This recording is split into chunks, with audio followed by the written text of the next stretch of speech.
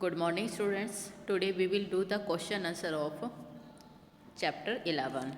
Now, in the previous video, we have do the question number 5, and today we will start 6 question. Why were so many जमींदार auction after the permanent settlement? Permanent settlement के बाद में काफ़ी जमींदारों ने नीलामी क्यों की गई थी? मैनी जमींदार वर ऑक्शन एज द जमींदार फेल टू पे up the agreed land revenue on time. Time के ऊपर उन्होंने जो एग्रीड लैंड पे जो रिवेन्यू था वो उन्होंने पे नहीं किया था। The reason for the same, तो रीजन वही था same. Many believe that the land revenue settlement was on the higher side. कहते हैं कि जो उनका रिवेन्यू था जो परमानेंट सेटलमेंट के ऊपर है वो कोई हाई लेवल का था। More over soon after the permanent settlement the food grain prices decline, और जो फूड ग्रेन के प्राइसेस हैं वो धीरे धीरे डिक्लाइन होते गए।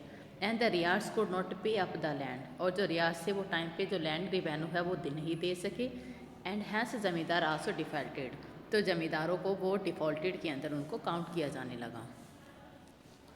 The revenue was to be deposit on time irrespectively of harvesting cycle.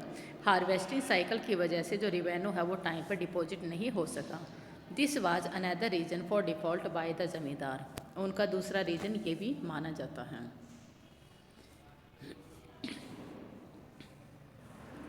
The power of zamindar was curb by the company, company के द्वारा जमींदार की जो पावर है वो स्नीज कर ली गई थी, जिन पे ना तो कोई वो लॉ और ऑर्डर है उनके ऊपर फोर्स किया जाता था, लोकल लेवल के ऊपर वो अपनी पावर को शो नहीं कर सकते थे। दिस मसल मैन, जो उनके जो मसल्स मैन थे वो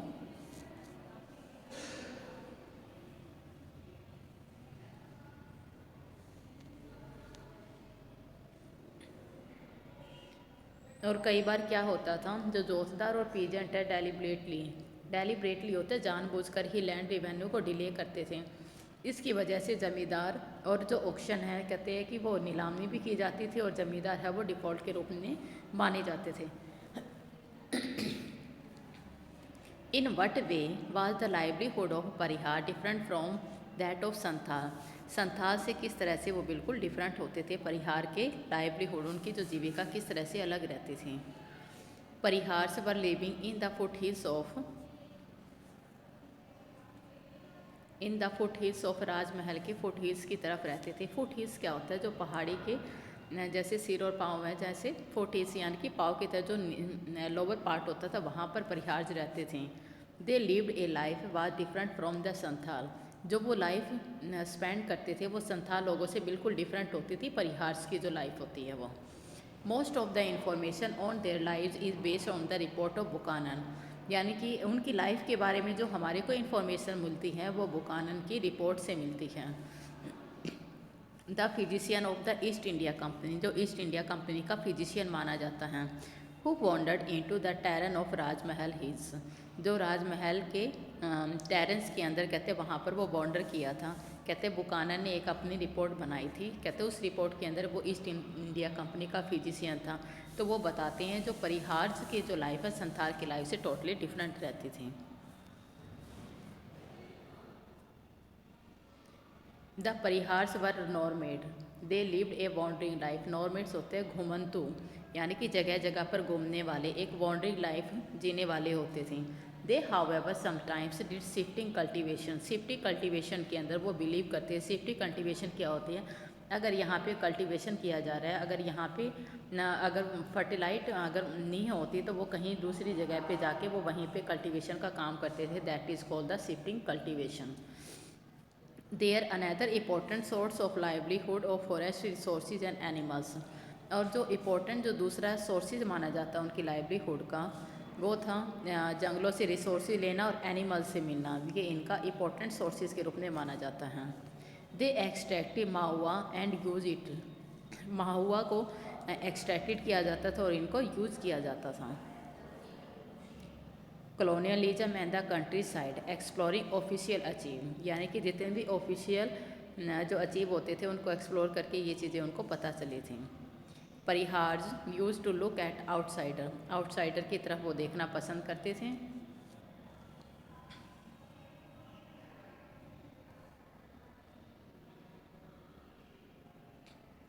outsider with the suspicion and even were hostile with them. पहले एक बार उनको संदेह से देखा जाता था आउटसाइडर को, फिर बाद में वो होस्टाइल उनका उसके साथ में फ्रेंडली बिहेवियर वो करते थे। The Santhal were different from them on many count. कहते काफ़ी जिन जगह के ऊपर है संथाल है काफ़ी डिफरेंट होते थे। The Santhal took to agriculture fast and the soon get into settle life. जो संथाल लोग हैं उन्होंने एग्रीकल्चर को लिए एक फास्ट यानी कि बिल्कुल तेज़ी से काम करते थे, एंड सोन गेट उन द, और फिर बाद में उन्होंने सेटल लाइफ है स्पेंड करनी इन्होंने शुरू कर दी। They had better relation with the outsider including the East India Company. इनके ईस्ट इंडिया कंपनी के साथ में इनके बेटर रिलेशनशिप इनके होते थे आउटसाइडर के साथ में इनके। Now next question is how did the American civil wars affect the lives of ryot in India. American के अंदर जो सिविल वार क्या होता है, जब अमेरिका के अंदर आपस में ही किसी चीज़ को लेकर झगड़ा होता है, फूड को लेकर स्पेसिफिक किसी चीज़ को लेकर, that is called civil war. कहते हैं इंडिया के अंदर रियात की लाइफ को किस तरह से इन्होंने अफेक्ट किया था। The American civil war affected the lives of ryot in India the following. Different तरीके से इन्होंने क्या किया था, इफेक्ट किया था। First in the beginning as a result of civil war the import of cotton from America fell from. यानी कि जो कॉटन का जो इम्पोर्ट किया जाता था अमेरिका से fell from over 2 lakh bales in 1861 to 55,000 bales in 1862। यानी कि ये चीज़ें अमेरिका के अंदर किस तरह से डाउन होते गए थे इनके। And the Britain took looked towards to fill the gap. इन्होंने ब्रिटेन ने क्या कि इसको गैप को फिल करने की कोशिश की। 10 export merchant in Bombay working to avail this opportunity to earn maximum. अब ये क्या था, जो एक्सपोर्ट जो मर्चेंट थे वो ज़्यादा से ज़्यादा मैक्सिमम से मैक्सिमम अर्निंग के लिए कहते हैं अपॉर्चुनिटी को अवेल कर रही थी। हमारे को बहुत ज़्यादा अच्छी अपॉर्चुनिटी मिली है इनको गेन करने के लिए। The advance to urban sahukar money lenders ultimately to the ryot were provided. जो अर्बन साहूकार थे मनी लैंडर से आखिरकार में जो रियात से ये सब चीज़ें उनको प्रोवाइड की जाती थी। This led to increase in cotton के अंदर ये सारी चीज़ें इंक्रीज की जा रही थी।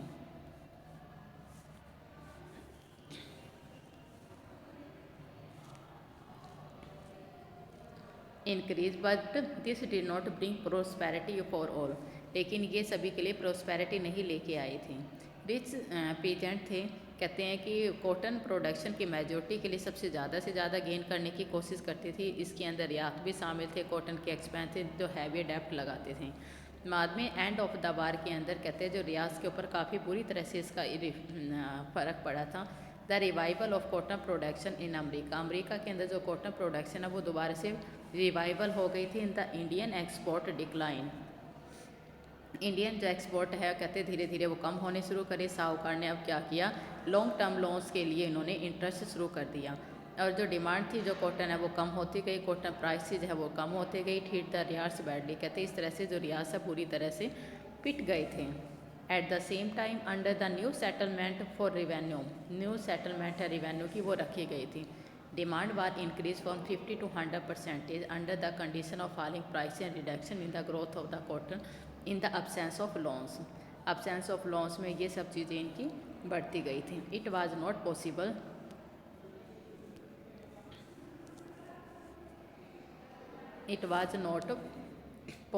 for the Riyas to make payment of the inflated demand. Once again, they had not option expert to take loan from the money lenders, but they refused to extend loan. They made the condition of the रियात। अब जो रियात की condition है वो इन्होंने बनाने शुरू कर दी थी।